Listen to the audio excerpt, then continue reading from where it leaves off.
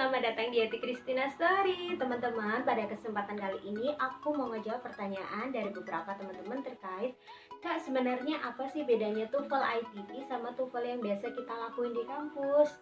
Nah, aku mau ngucapin selamat datang di Eti Christina Story. Untuk teman-teman yang baru gabung, jangan lupa klik tombol subscribe-nya dan nyalakan lonceng notifikasinya biar nanti kalau aku upload video baru nggak ketinggalan dong pastinya. Oke, kita langsung lanjut ke videonya.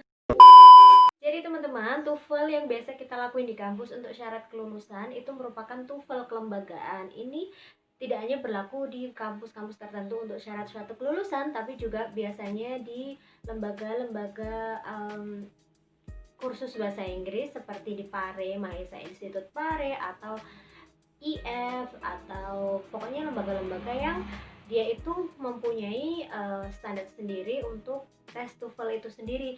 Jadi TOEFL-nya itu berstandar dari lembaga-lembaga masing-masing tersebut. Jadi biasanya antara lembaga A sama lembaga B itu mempunyai tingkat kesulitan yang berbeda, dan dengan standar yang berbeda itu pula biasanya perbedaan itu dari misalkan perguruan tinggi atau lembaga kursus itu juga biasanya mempunyai standar yang berbeda. Sedangkan TOEFL ITP itu semuanya sama, seluruh dunia levelnya, standarnya itu sama. Itu dilakukan oleh ETS, Educational Testing Center yang Educational Testing Service yang berpusat di Amerika. Jadi misalkan kalian tes di Sri Lanka atau tes di Indonesia atau tes di Kambodia, itu biasanya kurang lebih standarnya itu sama. Lebih jelasnya kalian bisa klik di www.its.org. Di Indonesia sendiri, TOEFL ITP itu dititipkan di lembaga-lembaga yang sudah bekerja sama dengan ETS itu sendiri.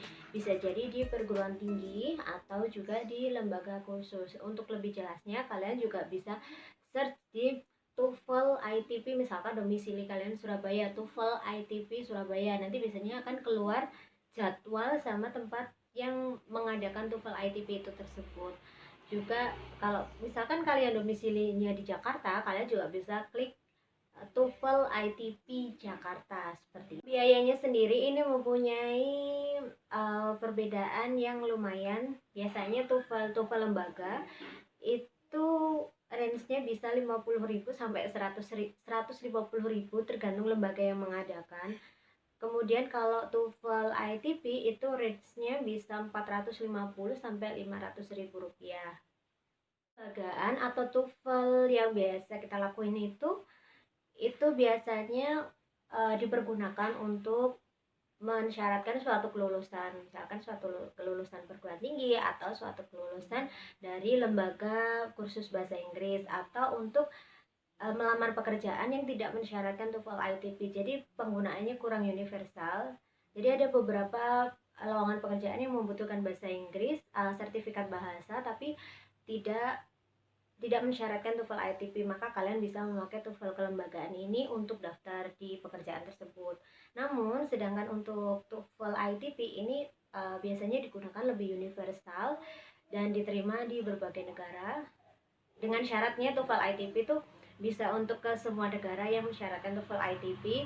Itu bisa untuk kalian daftar S2 atau daftar sekolah S1 pun, kalau misalkan di luar negeri juga biasanya mensyaratkan TOEFL ITP, atau untuk melamar pekerjaan yang mengharuskan TOEFL ITP. Jadi penggunaannya lebih universal dibanding TOEFL kelembagaan. Biasanya kalau TOEFL kelembagaan itu hanya diakui di suatu lembaga itu, sedangkan TOEFL ITP bisa berlaku di universal di semua negara yang mensyaratkan TOEFL ITP.